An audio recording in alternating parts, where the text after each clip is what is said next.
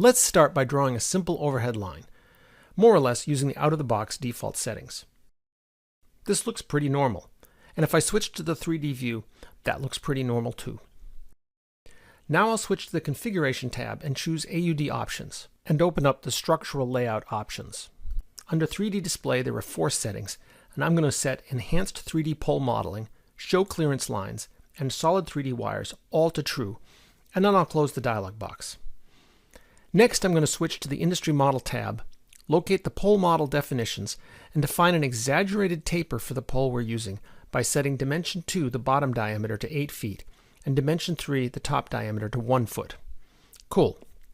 Now I'll switch back to the Home tab and draw a parallel overhead line. The only difference is that the 3D option settings are all true, so nothing looks different here in the 2D view. But now check out the 3D view. What do we have here?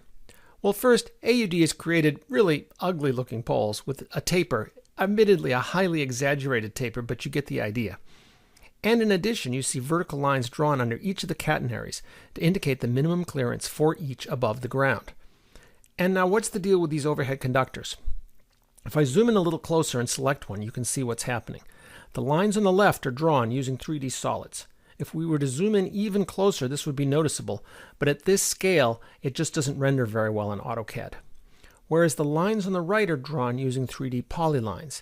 They look better, but if you transfer them to software such as 3ds Max, they won't appear, since 3D polylines effectively have 0 diameter. Want to learn more? If you're evaluating AutoCAD utility design or working on a configuration, consider getting a set of DL Consulting's comprehensive training and reference manuals.